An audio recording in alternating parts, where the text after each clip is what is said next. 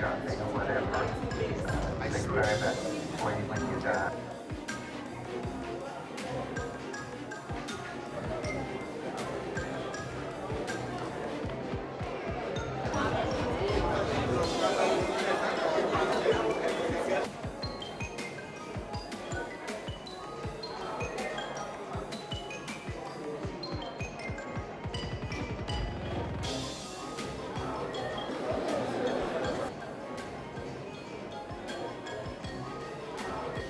You see, today is a remarkable day for us in this organization.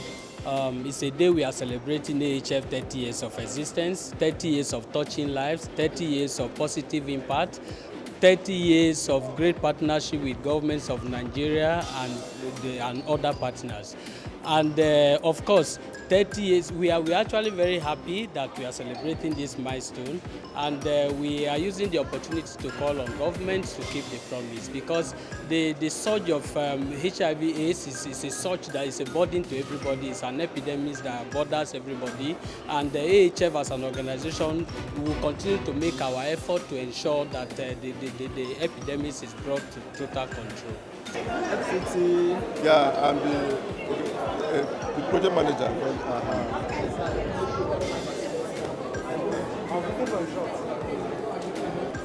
It's a very significant day.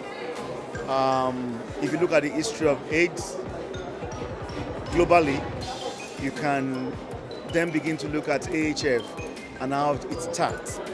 And that to us is important because today, especially because of the landmark achievements that we've had over the years, especially the fact that there are less AIDS deaths, a lot of people are on treatment, but importantly because people who are on treatment and who are faithful with their treatment regimen can no longer transmit disease. They have very suppressed virus level, and they live longer.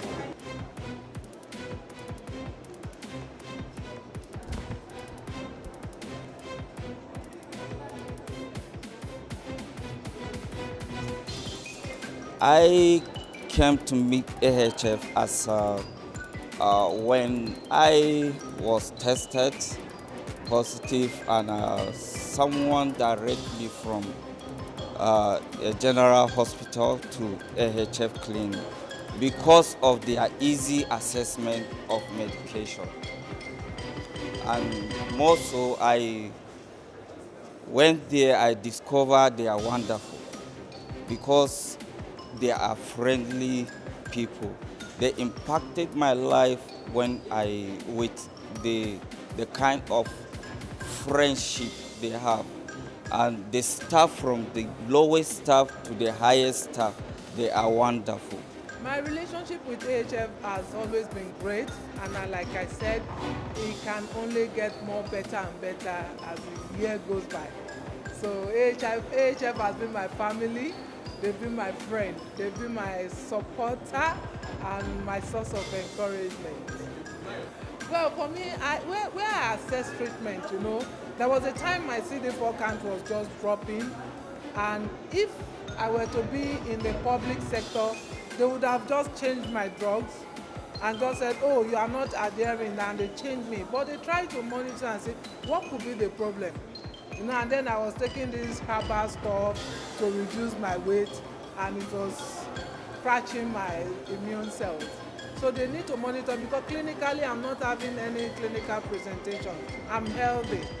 So they didn't change my drug due to the fact that my CD4 count crashed from 500 to almost below 300. And right now it's above 1,000. So, and I'm still on the same regimen I've been taking for close to 16 years now. Well, I was tested positive since 2006, but I was not enrolled. And it's like I never accepted my status to start treatment. But I can vividly remember the first day I came to AHF, I met one of the madams there called Christy. She asked me, because I was really down. When she asked me, I told her I was tested since 2006. And she asked, why are you not on drugs till now? I said, I don't know. She said, why? do you want to kill yourself? I can still remember, anytime I see her, the thoughts comes to my mind. And from there, they started taking care of me. They took me to other clinics. I did some tests for me. I even had TB. They tested me for the TB, started treatment, enrolled me. And till now, they have been caring. And they have changed my life a lot.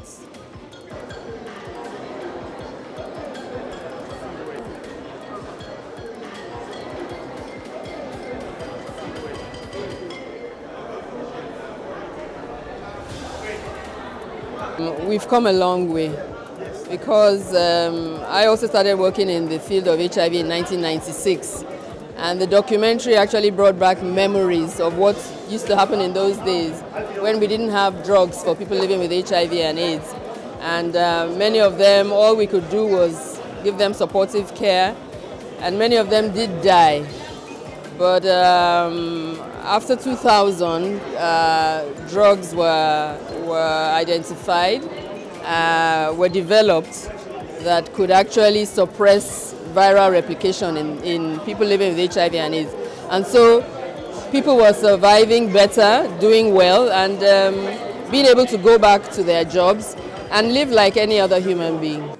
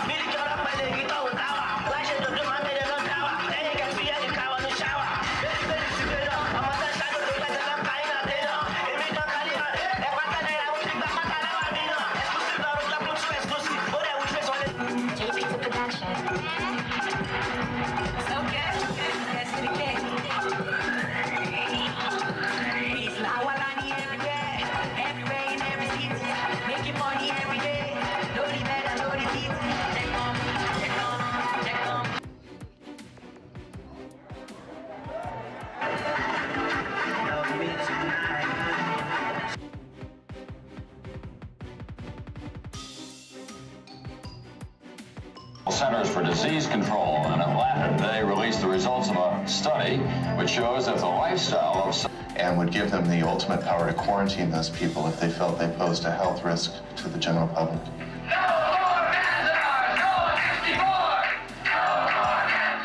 We assembled here tonight will be the voice of conscience, saying to Lyndon LaRouche, go elsewhere. This is not where you will have your next mate.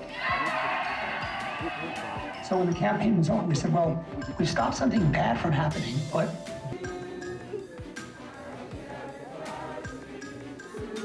I can't hear you.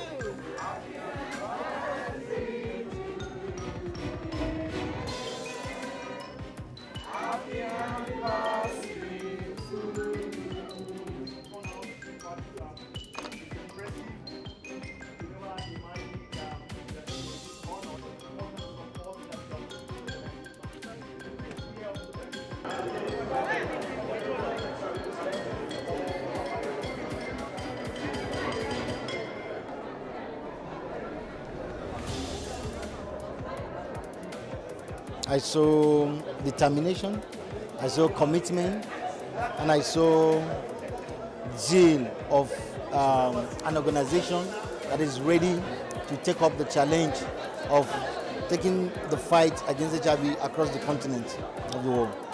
We're proud of what they are doing, we're proud of their success, and it has been demonstrated in the movie. It's an innovation that we want to encourage other NGOs to emulate. You know, there's this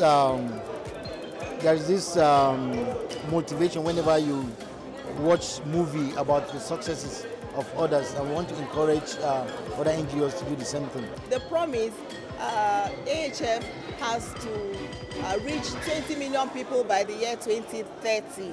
The promise is to test and treat.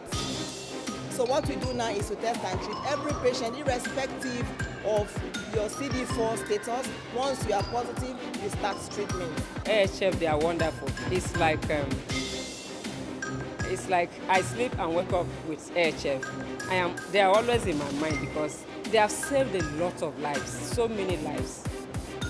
They give us the treatment for free. We don't pay a dime for all the tests, all the drugs, the multivitamins, everything is free. And the concern alone they give us. So I want to say AHF is wonderful.